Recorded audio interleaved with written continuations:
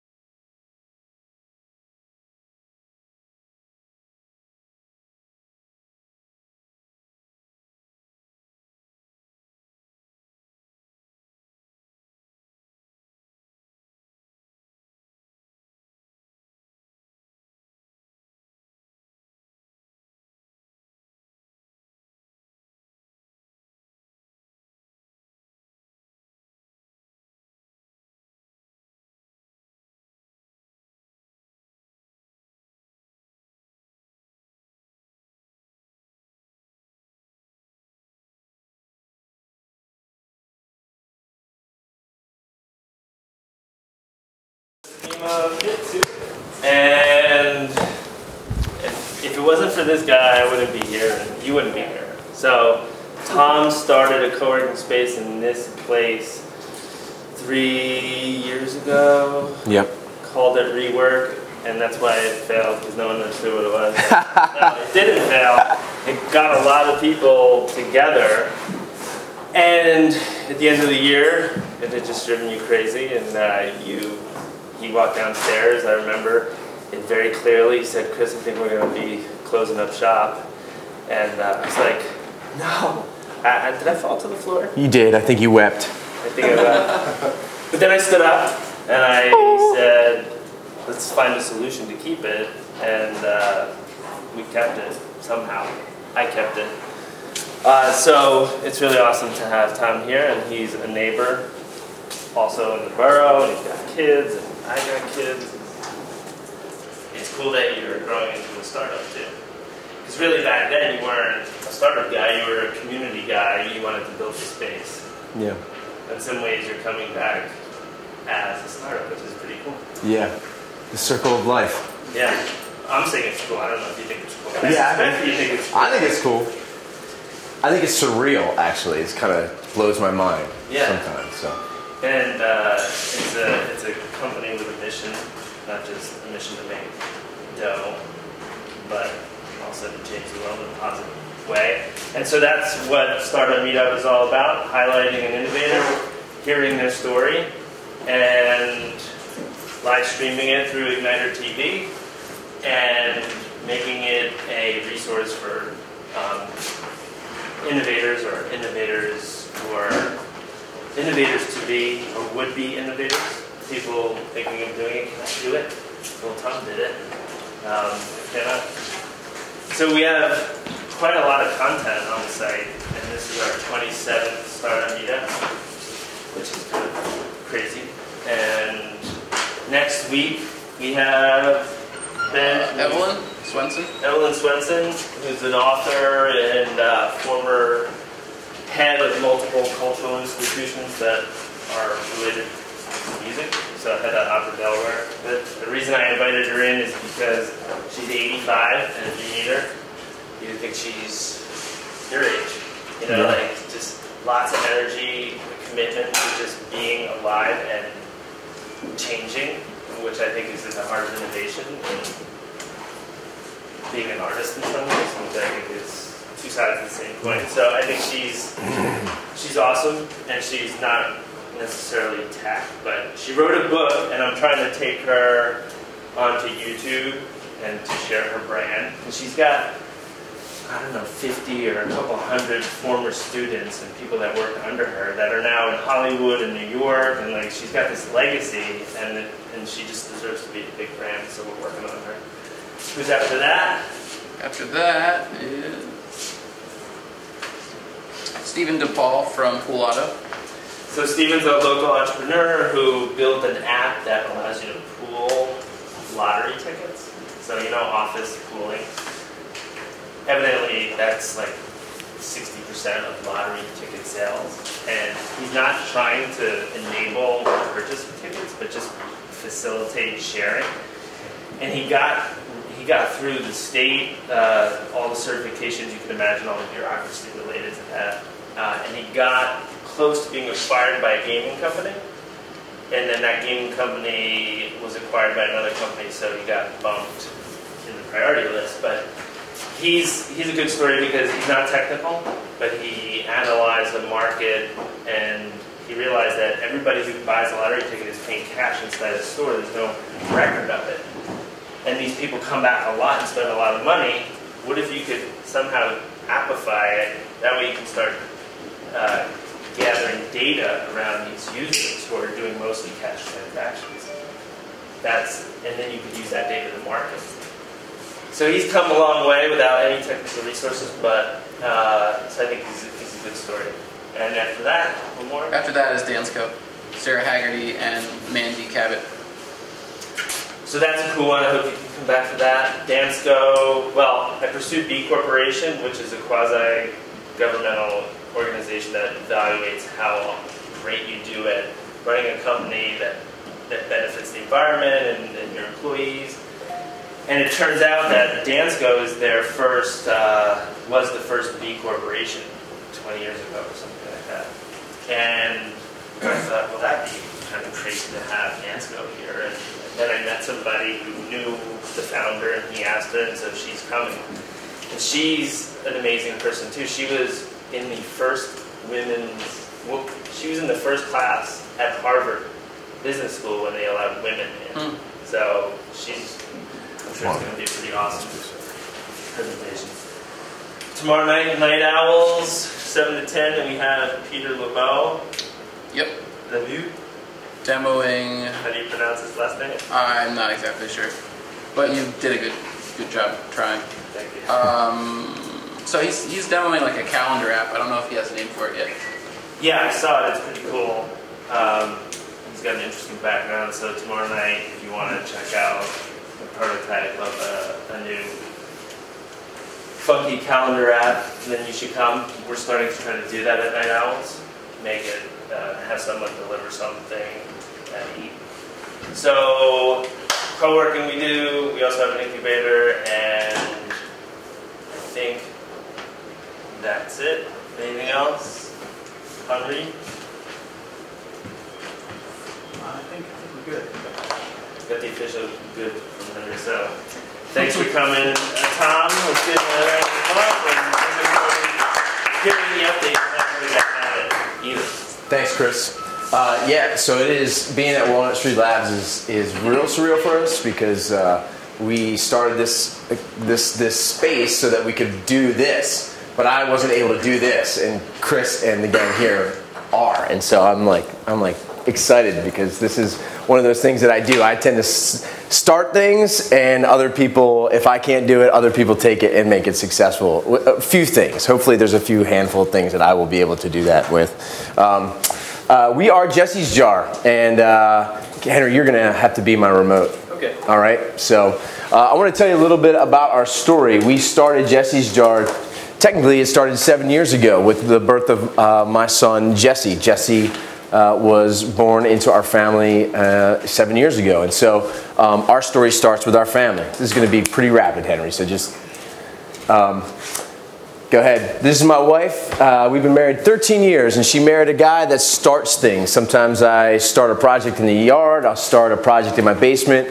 I will rebuild a motorcycle and then let it sit in the basement for a little bit because I just don't have the expertise, and I'm waiting for somebody to come and help me. I start a few businesses. I start books. I start lots of things, but she has stuck with me through it all, and she still loves me. And a few things that we've started have been pretty awesome, like our family. We started a family. These are our 3 boys. There's Daniel, there's Jack, and this is Jesse. Jesse is our middle guy. He's 7 years old. Can you tell which one of them is the most active? No, they're boys. They're all active. And so we live life like any other family.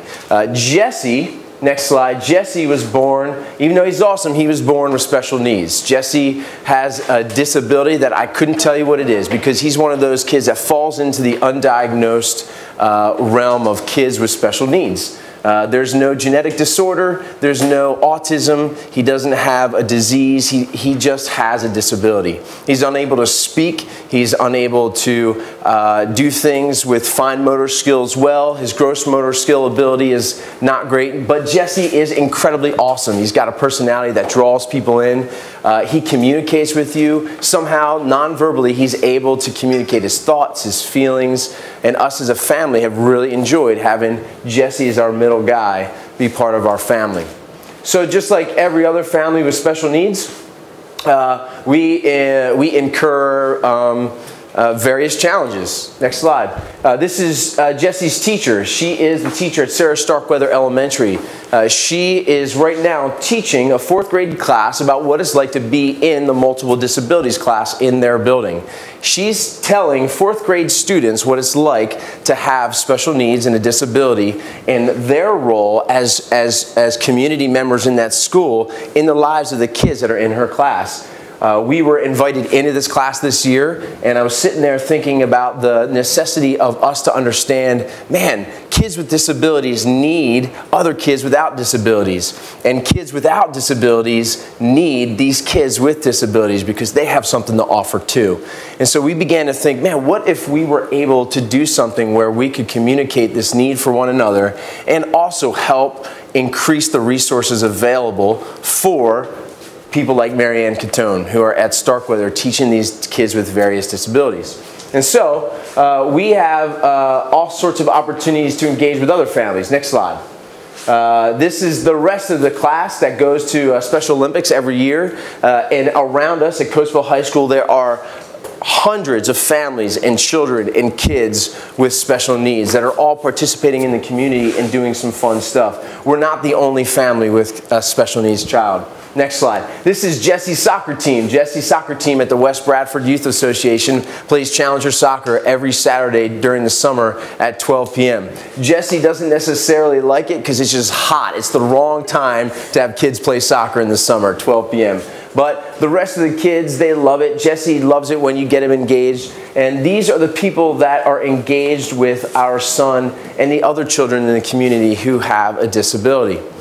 And so what is it like to have an organization that is trying to meet the needs of kids with disabilities? What is it like to be a school teacher trying to teach kids with disabilities where you need all sorts of tools? Kids that don't have a disability, even some of us, we need tools, right? We need resources. We need lots of things. Kids that are challenged from the start need more tools, more resources. They need more help to come around them. And so, next slide, we thought, man, out of schools, youth sports, churches, and families, there is no lack. There's no lack of financial need for these organizations or these families that are affected with special needs. So we were thinking, what do we do about it? Next slide. So we did some research. Go ahead, next slide. There are 6.1 million children in this country with special needs, and it is increasing every year. Next slide.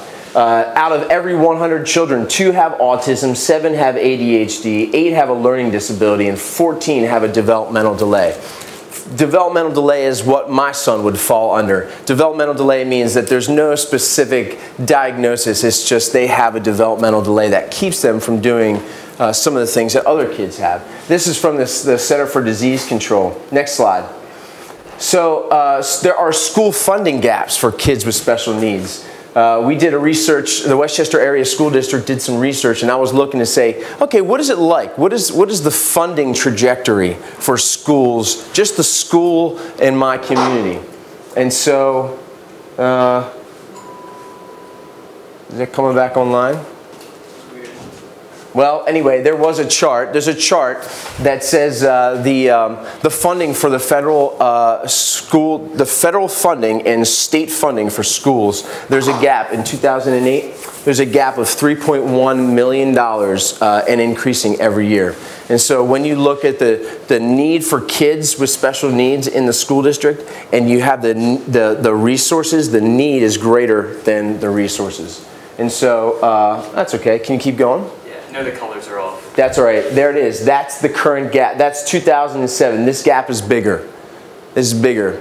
This is just for a school district. This is just for when my child goes to a school that gets services wrapped around them and has a teacher that's engaged in them. That's the challenge financially of getting all the resources to that kid. Can I interrupt and ask, how is that gap filled right now through parents scrambling and fundraisers? Or is it left open or partially open? So you feel the challenge that I felt, which is what I began to think. How do you fill the gap? Next slide. How do we close the gap? How do we close the gap? That's just for the school. That was unscripted. Let me just say, if there's a gap in the school district, what do you think it's like for a family that has a fixed income that is faced with that? You're dependent upon grants, you're dependent upon resources given by the state, but if the state has gaps, then you're not going to get as much. There's more kids, there's always need, there's no lack. So how do we close the gap? Well, it takes people to be generous. You close the gap by school fundraising, you close the gap a number of different ways. Go to the next slide.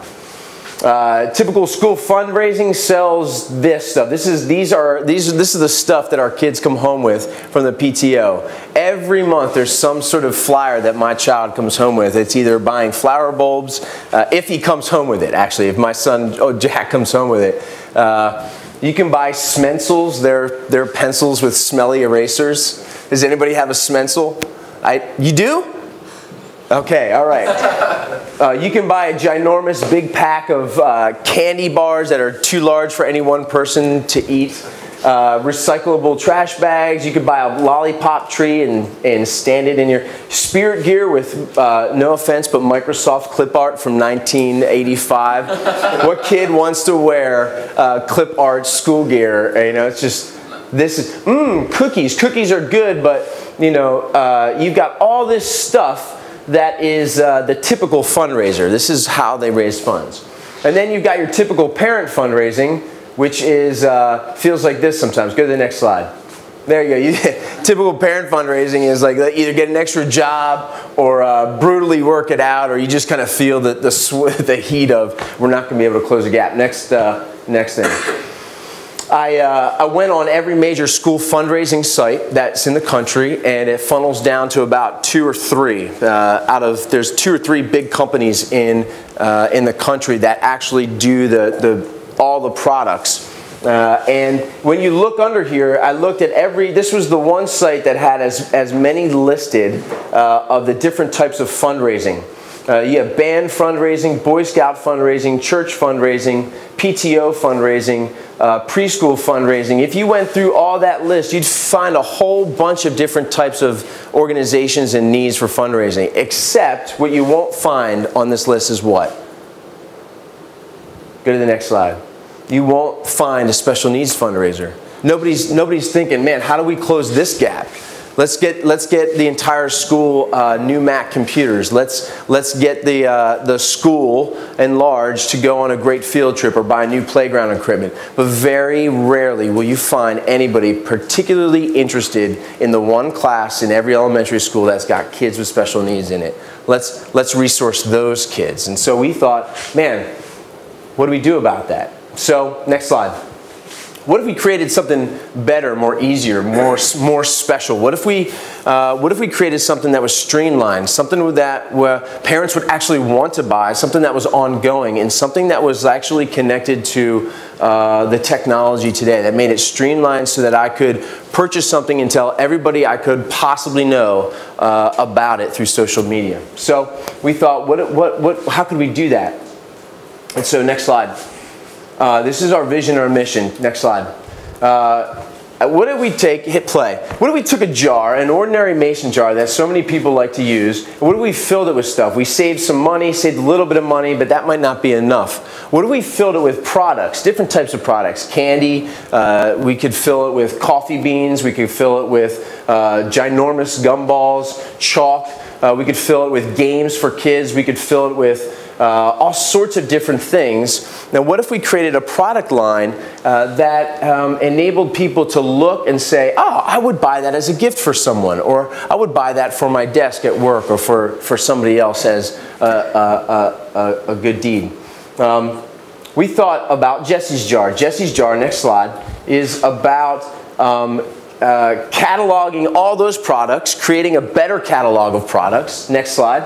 And then using social media to tell people that, hey, we're buying this product for this particular need. And then, next slide, what if we shipped it in a beautiful box, and when you bought it, you were able to you could either do it, you consume it for yourself, or you could give it as a gift to someone and say, hey, here's a gift because I think you're special, and by the way, the purchase of this gift helps close the gap for kids with special needs. And so, what if we did it locally? What if we started here in Westchester? What if we got local businesses to partner with us to put anything in that mason jar? What if we leveraged the resources and the skills of local artisans like candle makers or candy makers or t-shirt makers? Or what if we took any product that was locally made, like barbecue sauce or coffee beans or anything really that was locally made? Now, we went to the local community and said, when you purchase these items packaged in this gift, you're helping the kids in our community who have special needs close that funding gap. And so, next slide. Our mission as a family, this is a family, my family, my wife and I started Jesse's Jar because we want to help kids and families like ours affected with special needs, and we want to help the organizations that work with them. We want to sell quality and creative products that successfully help raise money so that special needs projects can be achieved. Next slide. How does it work? Well, you could use Jesse's Jar as a special gift. We went through a ton of iterations, but we basically said, hey, people don't necessarily need jelly beans, right? You don't need jelly beans. It's a novel gift. So we thought, what if we use this as a gift? If we said, let's take a box, let's design it so that it's simple and crisp, and let's create a note. Let's create a note for someone that says, hey, you're loved. And you could send this as a gift. And then when they receive it in the mail, they open it up and there's their favorite candy. Jelly Bellies. Does anybody like Jelly Bellies? Does anybody like, who really likes Jelly Bellies? You really like Jelly Bellies? Would you feel loved if I gave this to you? You would. So imagine you get this in the mail, and this jar was purchased from somebody as a special gift, and they gave it to you. You just got it. There you go. There's your gift. And so we use Jesse's Jar as a special gift. Next slide. We want to build a website where you could choose an empty jar, choose a product, choose your lid. We have multiple color lids, and then write a note and ship it off. Just to ship it off as a gift. That's it. That's the process. Pick a gift for someone and go through that process, and it randomly shows up at your door. And so we have all sorts of, we've been working on all sorts of products. I went through and I did some research and found every product that the school fundraiser sells, and I found better ones, and I found local ones, and I tried to find ways in which we could broaden the amount of products that parents might want to get and to give, so that we could increase the chances of someone purchasing from Jesse's Jar. Next slide. We have candies and snacks, every one known to man. T-shirts, we have a local screen printer that will create beautiful t-shirts that have some sort of, this is our first one, this is just our logo, but we want to create t-shirts that communicate a message about kids with special needs. And so we want to incorporate local artists to do some great prints, and we have a t-shirt manufacturer that we're working with. We roast our own coffee. We have our own coffee beans that we package and deliver right to your door. Scented candles, a candle maker in Downingtown that will help make soy candles, scented, unscented, all sorts of ways in which to have different candle jars. We have a cookie mix company that layers the cookies. We purchase from them and then we rebrand it. And in holiday gifts throughout the year, we just celebrated July 4th, Christmas, birthdays. Congratulations on the boy or the girl or the one on the way. We have a whole line of products that we want to grow just packaged beautifully in a Mason's jar. So as a gift, we use Jesse's Jar. Next slide. But then we thought that we have to go further. We have to use Jesse's Jar as a fundraiser. So we figured, why don't we sell the same stuff plus more? Why don't we continue to increase our product reach by saying, man, there's all sorts of things that we could do. Go to the next slide. We could create school spirit gear. We could do local products for businesses where we could say, gosh, Kiwi yogurt, would you mind partnering with us, and instead of using the paper Kiwi plastic bins, would you do a night of using a Jesse's Jar, and a portion of the proceeds would go to the local school district for these kids? We could package local candies. We could package local products. Back to school jars. We're working with teachers to figure out, hey, kids always need supplies, school supplies. So we found a plastic mason jar that serves as a kid's sippy jar, or a mom's sippy jar, or dad, whatever, whoever sippies from a sippy jar. And then we want to pack it with school supplies. And when you purchase those, a portion goes to those kids. Gift jars, craft jars, games and puzzles, really it's limitless. It's just the creativity that it sparks of employing different people to come in and say, hey, what could we package in a jar? Go to the next slide. The way that the school would experience that is any group, a family. This could be a family. We didn't want to just say, hey, we're a school fundraising company. We wanted to say, how do we use Jesse's Jar as a way for perhaps my family or the family that I know that wants to go on vacation or needs a new adapted bike or needs an iPad, or they need to get a babysitter for the night because their parents are about to tear their hair out. The group can join Jesse's Jar online. They get a welcome kit. We create a promotion kit for them to say, hey, we're selling Jesse's Jar, we're doing a Jesse's Jar event, you could purchase from us. They send them to the site. It's totally mobile friendly.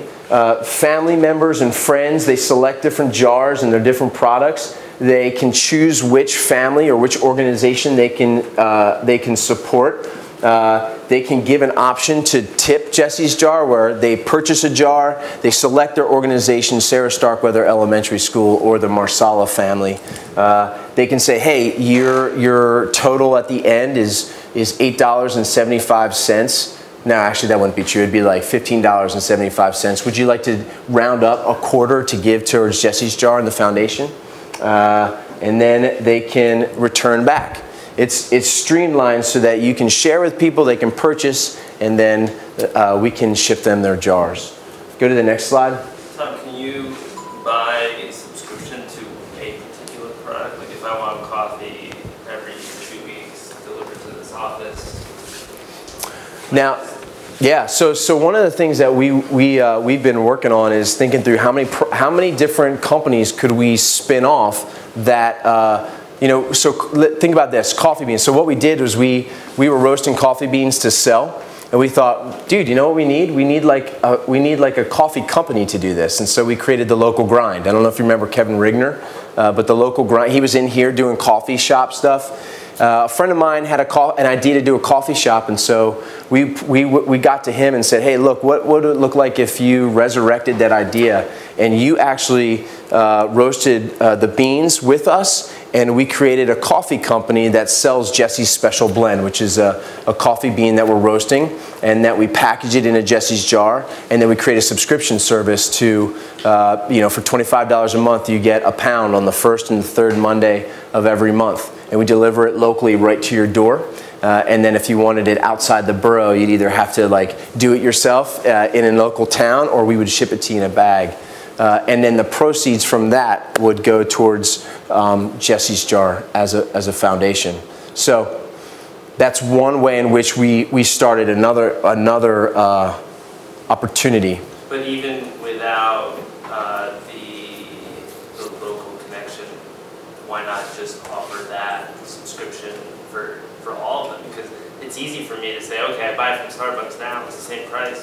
Yeah. Why not just think one time, switch the way I get it, and then you've got me every year. I never even think about it. Yeah, yeah. Because subscription revenue is way better than having to find new purchases all the time. Yeah, and so the problem that so some of the problems we're running into is shipping and logistics. As a small company, when we think about that, the cost to ship stuff and to get people, we'd actually lose money. So that's a challenge for so one of the things I was shocked at was if I wanted to, when we start something like this, the biggest cost for us is shipping and logistics and warehousing. And so to start something like this, it takes a little bit of, man, we would love to do the subscription service, but if, you know, our first jar, we launched in February, and one of our first jars was bought from California. And I shipped a jar. It was my first lesson in I should have accounted for shipping to California. And so I shipped to California, and I made $1 on the jar. And so I thought to myself, man, how do we do this? Well, I don't know if this is the official start of Q&A, but I'll say that Shopify offers something that allows you to basically connect with a drop shipper, somebody who already does shipping across the country. Yeah. And the purchase happens on your store, but behind the scenes, that particular purchase gets thrown to, you know, Conscious Coffee in Colorado, and they ship directly. Yeah. So you have to only negotiate the price with your vendor, and they ship wherever, because they are a shipping business, right? So you don't even have to touch that. You negotiate the price, and they take care of everything else. Then you can do that with all products wherever, and you're just the hub. So we should talk about that after, because we kind of have it in place with one of our clients. But that would scale. Yeah. See, this is why I like coming to Walnut Street Labs, because full disclosure, I'm typically the guy that gets to this point, and then when we start thinking about that stuff, I'm like, okay, let's do that. That sounds good. Let's move on. I would say the one thing that I enjoy about this community and this space, and also about startups, is that there's very rarely any one person it's very rare to find one person that can just get everything done themselves.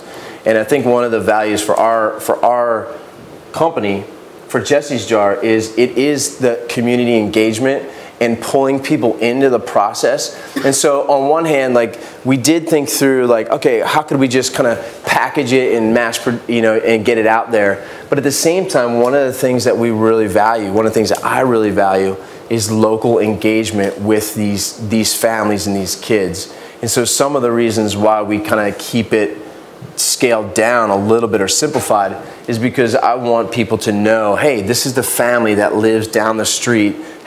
Their child goes to this school, and this business creates this product, and when you buy this jar, it's helping that school and this business owner and this family.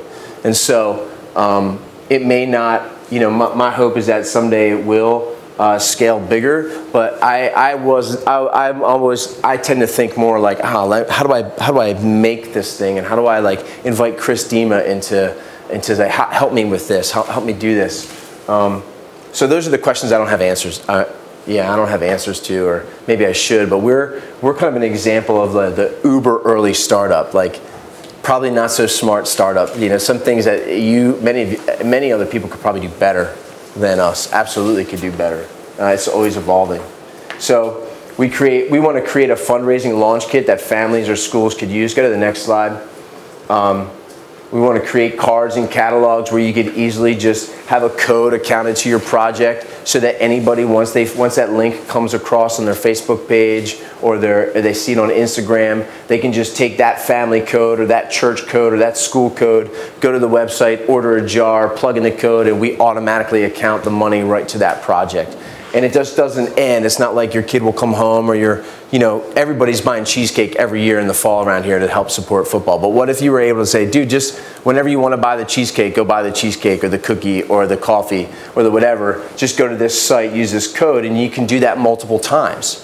Why do we keep sending stuff home when there's the ability right now to say, dude, go to the site anytime for a year, use the code. If you forget the code, we'll help you remember so that you can do some good and get a great product. That's how can we get a catalog in the hand that not only says, hey, here are the products that you can buy, but here are the kids that you're helping.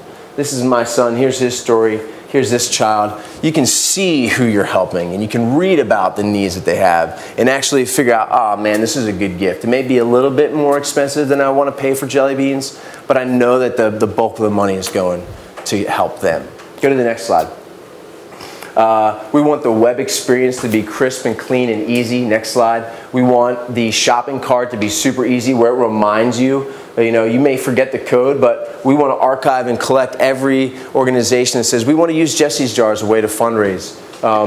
We'll plug them in, and people can go and be reminded. Go to the next. We are a family. We want to create. The website is crisp, quality products that you can get a launch kit that helps people. We can do recurring purchases and continual. You can trust us because we're a family in the community that has a child with special needs, and so we're not just like saying it. A reliable fundraising resource. Go to the next slide. So how we make money. Some of you are going to be like, this is the worst business plan ever. All right, here we go. Volume. We have two sizes of jars. We have 16 ounces and 26 ounces. After a bunch of multiplication, it really is just pay a flat fee of 15 and 25, and you get a great gift. And then you get an opportunity to do good. And so that's just, $25 for 26 ounce candle is comparable to Yankee Candle. 26 ounces for Jelly Bellies is pretty comparable. It's expensive for candy, but really we're not about selling candy. We're not about selling products. We're about like involving a community to do good, to recognize that I think what does it need? How do we close the gap? Really, it's generosity. It's generosity and compassion for the needs. You need to say, I'm willing to pay 15 bucks for a gift for someone so that my money can help go close the gap. Go to the next, and volume. The more we sell, the more we make. Our goal is to get Jesse's Jar 90% of the profits to go to Jesse's Fund. This is his foundation that we started. I'm the executive director.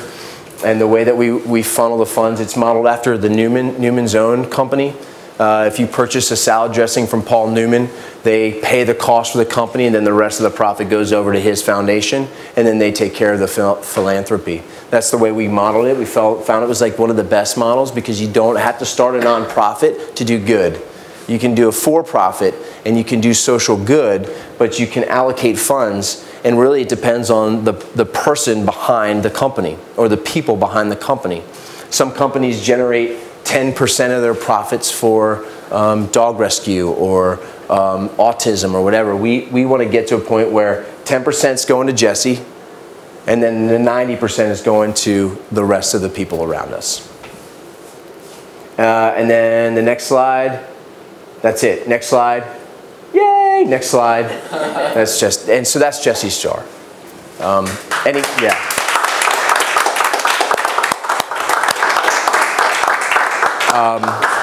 So any questions, or you're crazy, or and I just want to, I just basically want to say that was the first time I've done that this way. So that was the first. So if it was very flawed, well, it's like your hair. It's like yeah. So pummel me with questions or comments or. I know you mentioned. Well, can you ground rules? Introduce yourself briefly. That would be helpful to the community. Kyle Hudson, Digital Exhibition Systems. So I know you said that you sent it to California. I also saw Lake Mary. Is that Lake Mary, Florida? Mm-hmm. So you're all over the country. How many states have you serviced? Illinois, California, North Carolina, Florida.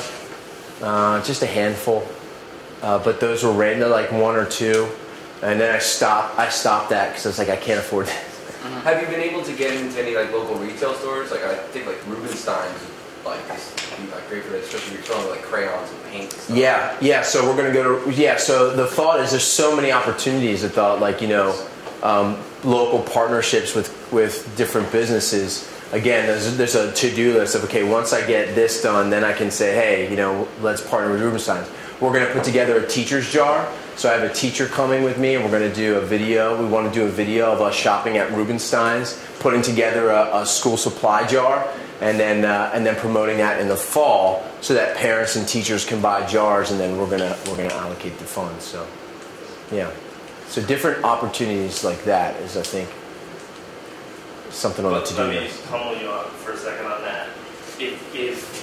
Because it's good to have all these partnerships doesn't mean that it couldn't quickly consume all of your time. Mm-hmm. Like, what is the return on doing a partnership with it's great, it's feel good, it works for everybody spiritually, but can you possibly, no. Can you do that with every great business? No, I think, no.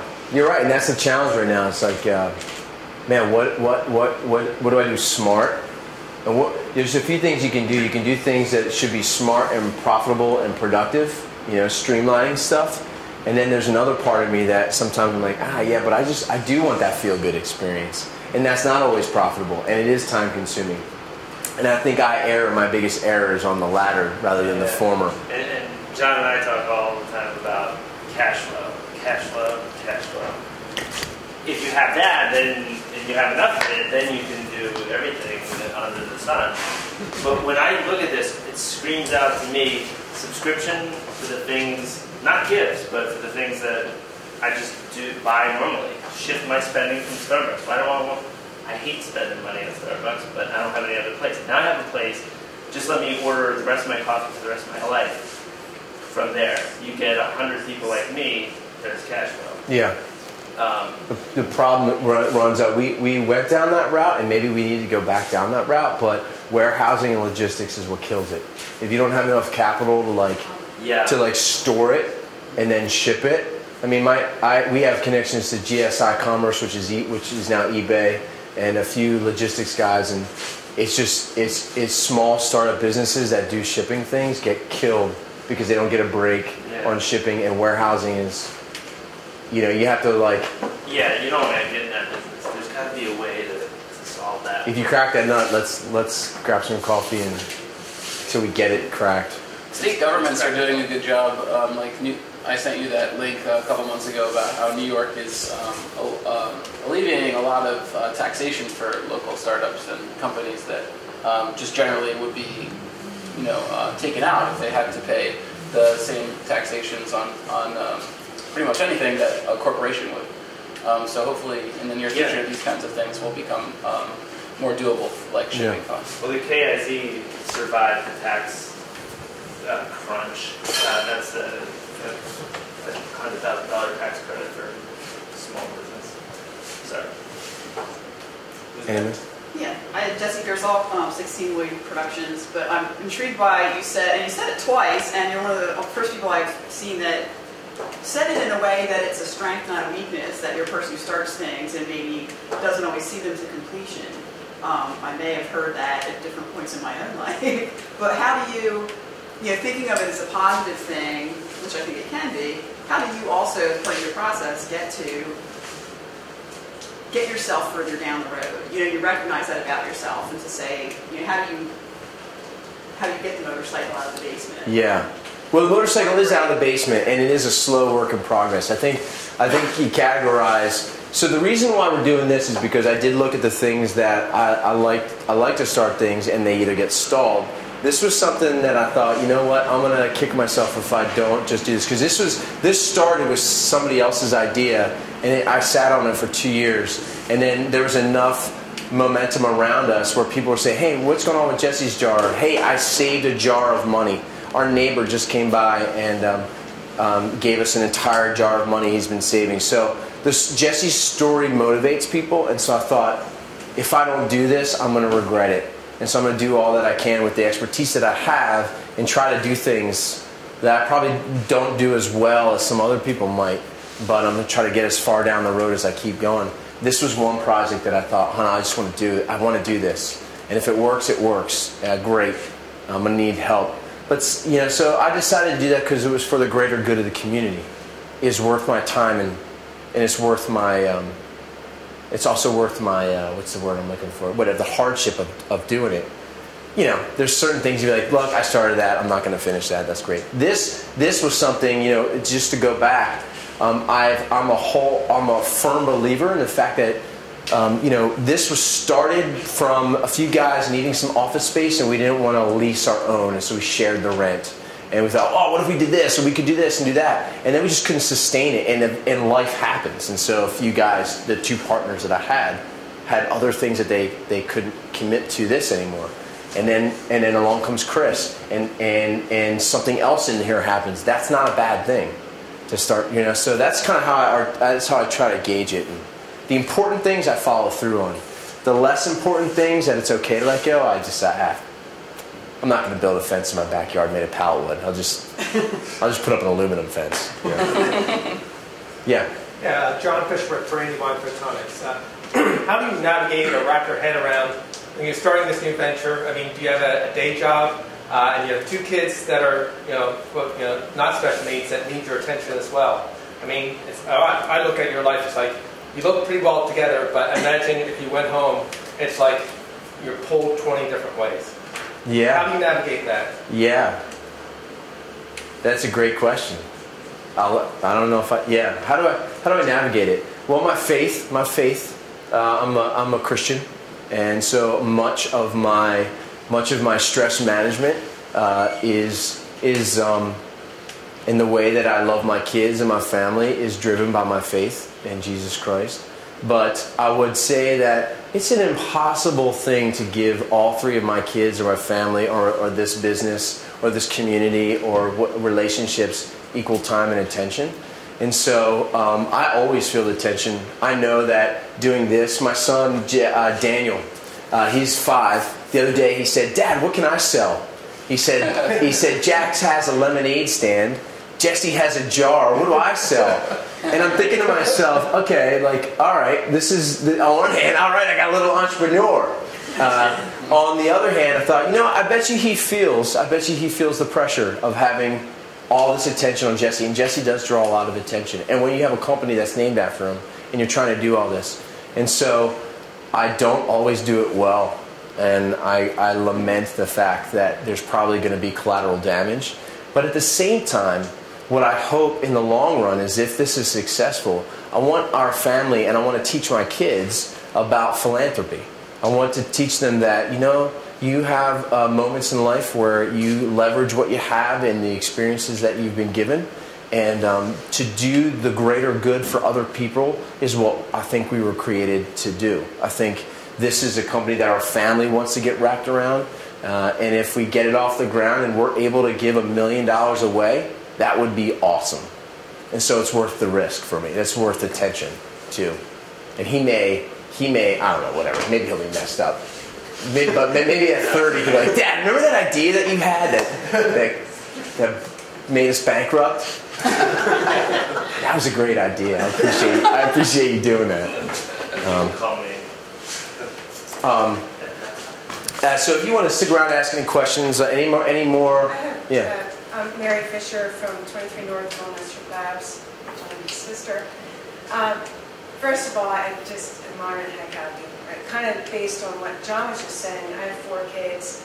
I know what life is like on a normal day, and then throw something on top of that that is off of the normal road, it becomes extremely stressful. So on that, do you have ambassadors at the other schools in the district that can kind of bring this idea into there, or do you have to do all the selling, all the follow-up?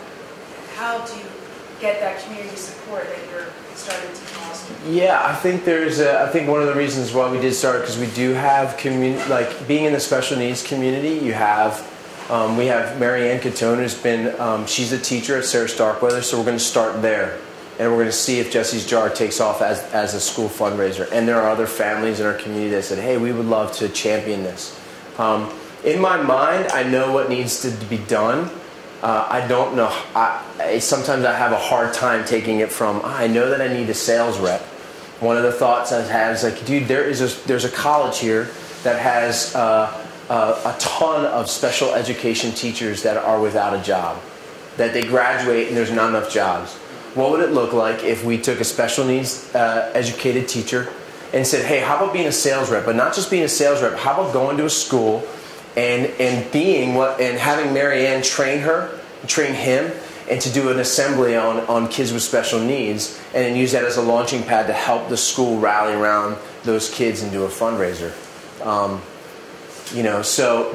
Getting from where we're at now to that, sometimes there's different people that's like, hey, could you do this? Could you do that? People don't necessarily always respond to add more time onto their schedule. So that's a challenge. So we do have ambassadors, and it's rolling, but I feel like it's this thing that just needs a spark. It's very early, like it needs a team to rally around, because it is a one-man show. Like I picked up the stamps so this box is something that like I just this was an iteration. This is a stamp, because I can't afford to have it printed.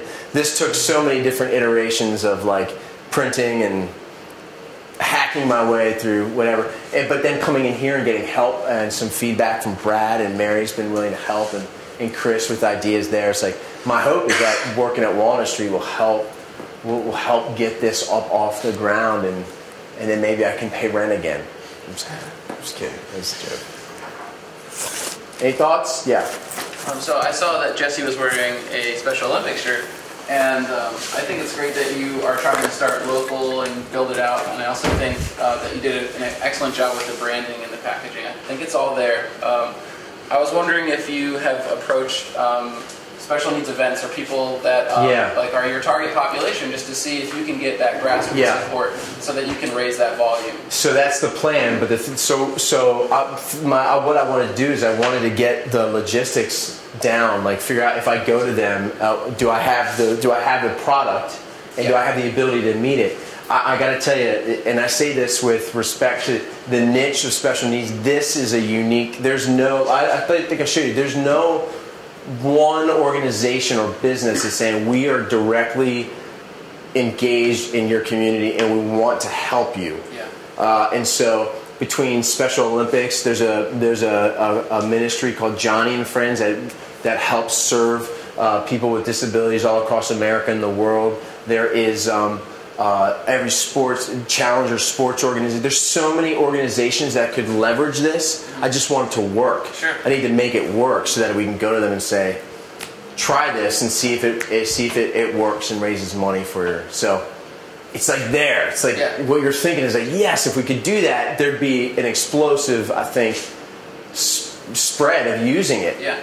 But the support to do it, like the logistics and the warehousing and the product management and filling in.